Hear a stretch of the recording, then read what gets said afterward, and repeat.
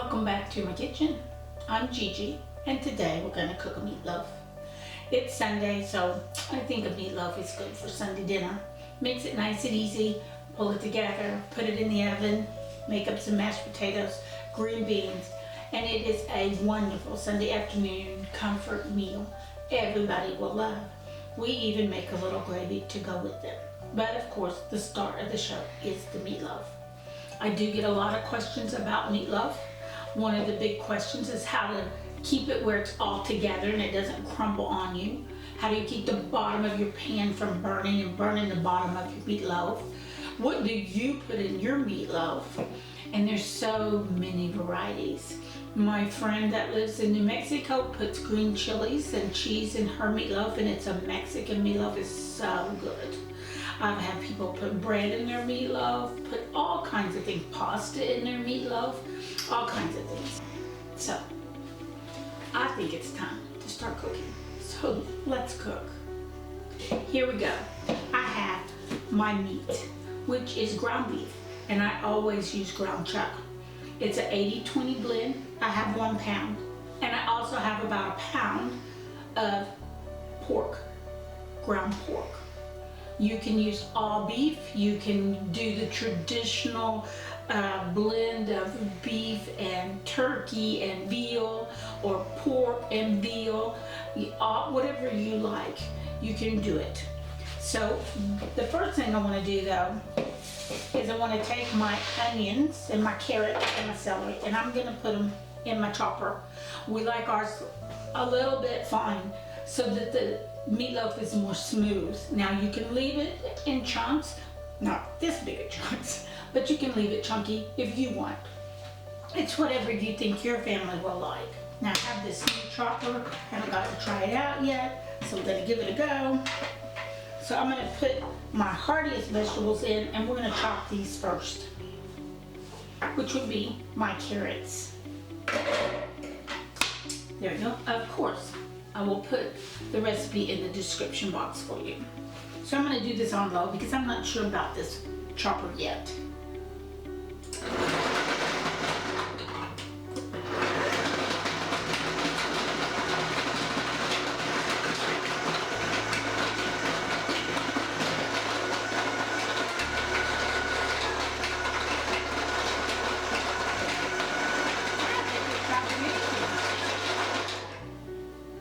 Chopped nothing. It ain't even chopped. Look, I still got whole carrots in there. Let's go to the hottie. That is much better. Definitely gonna have to do carrots on the hot. Keep going. Now they're not as fine as I would like, but I'm gonna go ahead and put in my celery, chop it, then put in my onions and chop them. So I'm going to go from hard, medium, soft into my chopper.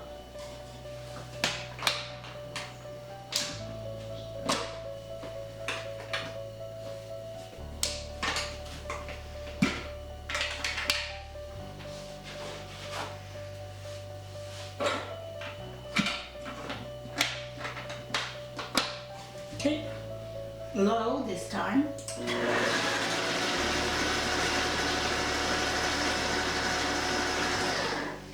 Go. Well, maybe we're going to be friends after all.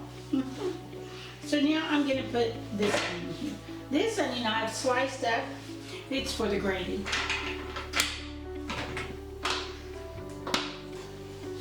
Okay, here we go. I'm going back to low again.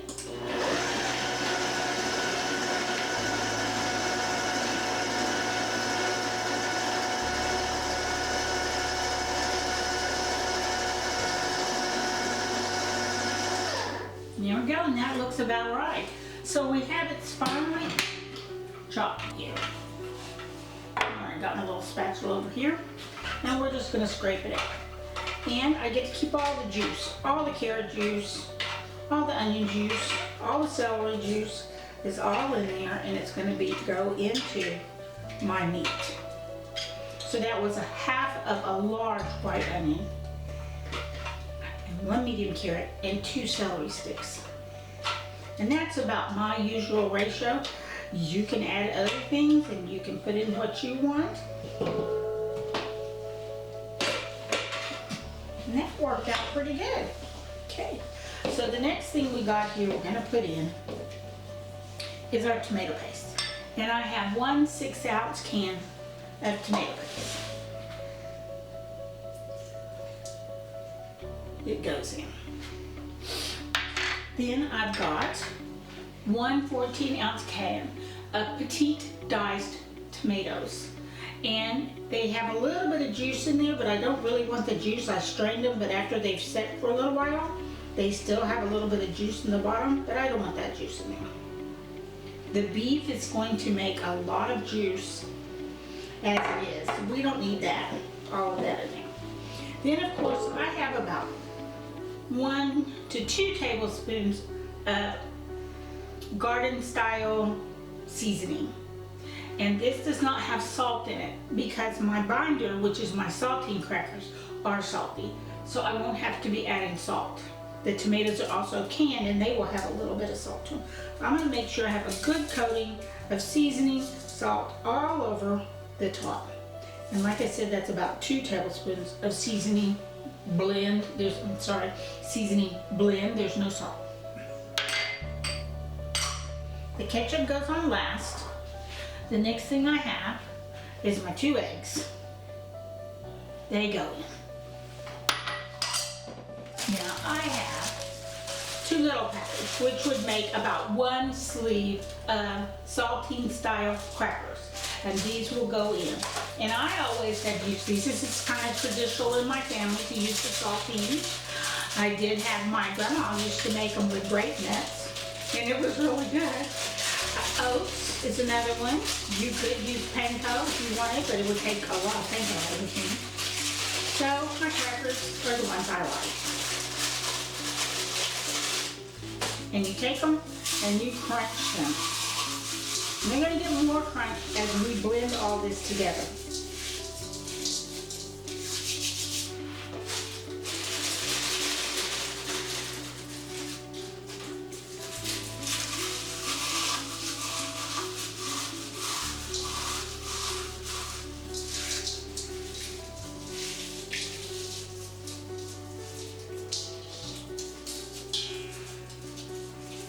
Now, this is where you get messy.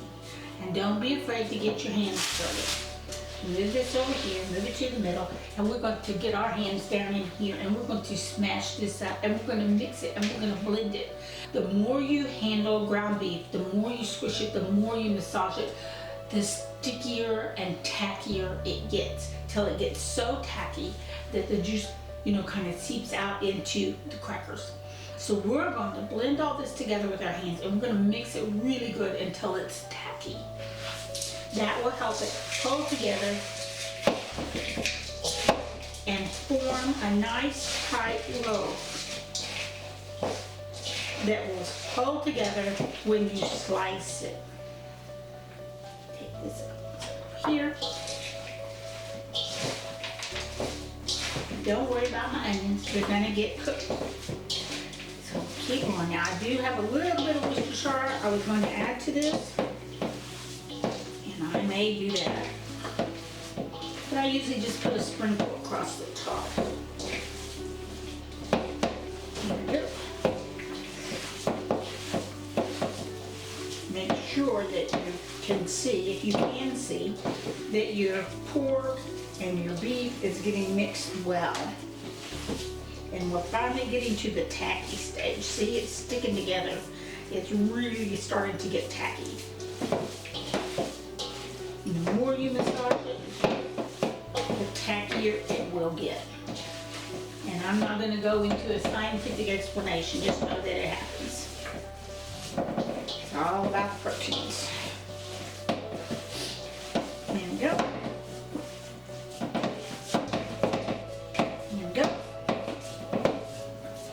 Go over here, and I got my hot bleach water ready in the sink. So I'm gonna go over here and I'm gonna wash my hands real quick, and then I will be right back. So we're back. I'm gonna add in my Worcestershire, little splash or 2 across the top, And I got my big metal spoon over here that I can stir it up with. So we've got our big spoon here. Remember that I already talked about the salt, but I am going to add some fresh ground pepper. Just all the way across. A good sprinkling of fresh ground pepper will really bring out some of these flavors. There we go. And now I'm just going to stir that in.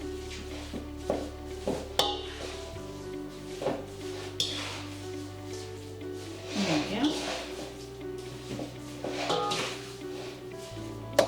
And if you find the biggest bowl you have to do this in, it does help on the cleanup because it can get messy if you don't have the right size bowl. Make sure you have a very large bowl to mix this in so you can get it thoroughly mixed. So then what I have over here is my 9x12 baking dish, and I like the glass baking dish, and it's very heavy glass, and I have sprayed it with avocado oil to help it not stick to the sides. It is going to shrink and pull away. So we're not going to actually have the loaf touching the edge of the pan. So I'm going to show you. We're going to go in here, pick this up, and dump this in here so we can form our loaf.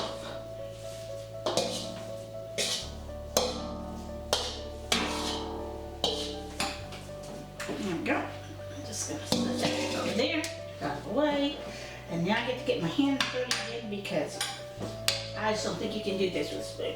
But you can try, or you can wear those little plastic gloves, or you can have kitchen gloves, whatever you want to do it. But I use my hands. We're going to form this loaf, and we don't want it touching the edge. We want a moat around it.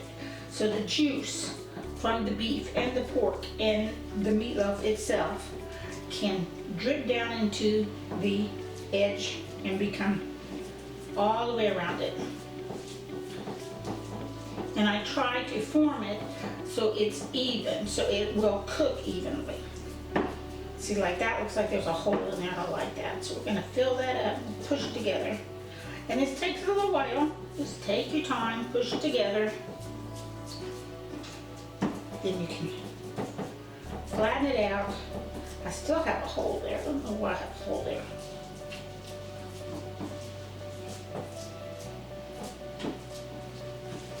There we go. So I have a nice big loaf.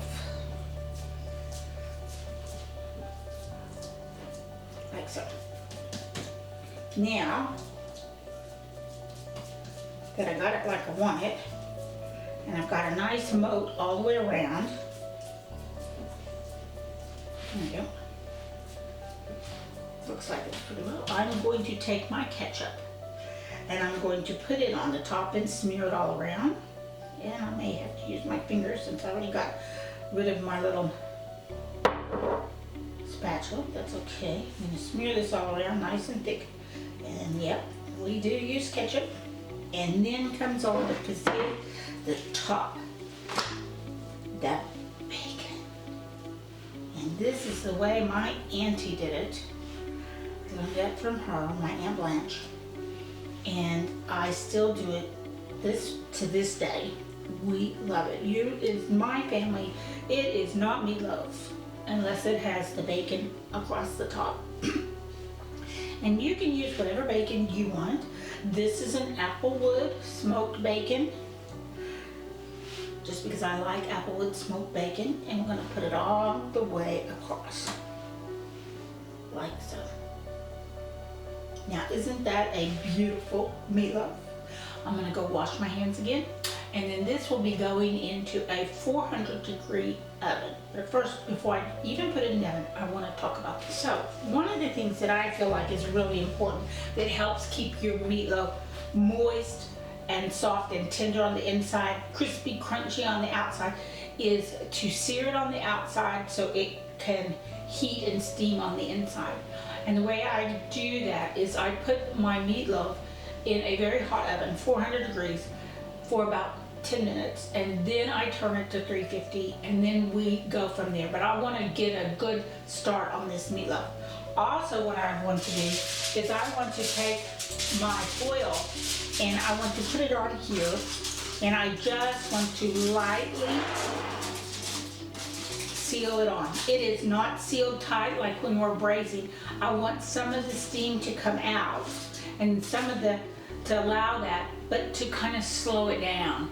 So I just lightly put it on there, and this is the non-stick one, so it won't stick to the bacon when I go to pull it off. And at the last minute, about 15 minutes in, we're gonna cook. This will probably take a good hour to an hour and 30 minutes. So about 30-40 minutes in, we'll rotate it, check it, then we're going to take the foil off. If the bacon is not crispy like we want, we can always turn the broiler on for a few minutes just to get the bacon crispy on the top. So this is ready to go in, and then after I put this in the oven and get it going, I'll start my sides. Okay, so our meatloaf's been in the oven now about 40 minutes. It's very heavy, so you have to be very careful when you take it out. And I always set it in a heavy-duty jelly roll tray.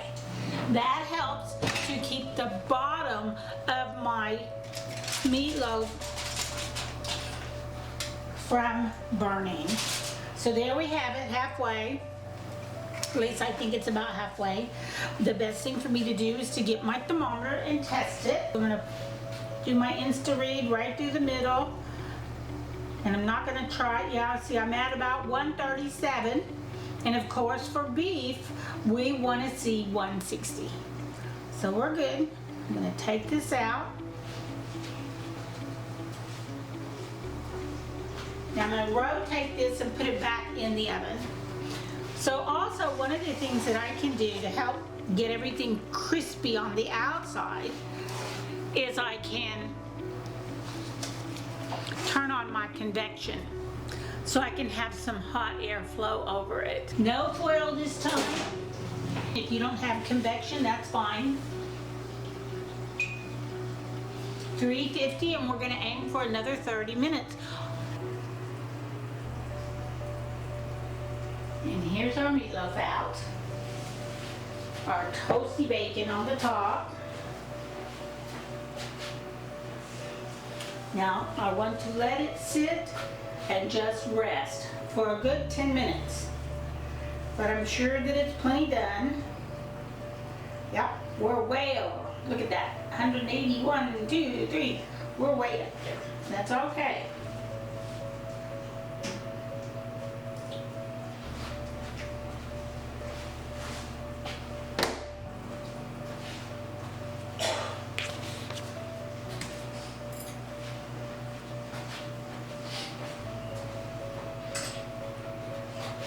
And as you can see, our little moat is full of all the fat. Now you can drain all that off if you want, but usually I just let it sit and rest and reabsorb the juice back into the meat. Well, we finished our meatloaf and it looks really yummy. I'm so happy with it. One of the things I wanted to do was to show you how to cut it. And as you can see, some of our juice has reabsorbed into the meatloaf by allowing it to rest. And so I let it rest for about 20 minutes. But one of the things that when you get ready to slice this is that you want to make sure that you have a good serrated knife and then a nice long spatula so you can hold it down and cut through your bacon without ripping it up. And then come all the way through, because everybody wants a bite of bacon. And then if you go the other way, it just kind of pulls apart however you want it to be into big squares. And usually I do a couple of squares, and then everybody comes along and they cut off what they want. I've got 2 here. There's 1, and look at that. Yum. Doesn't that look good? 2 pieces. Wow. Now, of course, we always have to have the gravy. And make sure you put a nice little well right in the middle of your potatoes. So you can pour it down in there and make a nice little well there. And then come around, and if you want gravy on yours, then you can put it on there. If not, then you don't have to. If you want ketchup, put ketchup. Steak sauce, put steak sauce. It's okay. So here you have it. Gigi's family meatloaf. Yum. You can do this. I know you can. See you next week. Bye. I don't want that. I just want a piece of bacon. Oh yeah. I'm ready to eat. Let's go.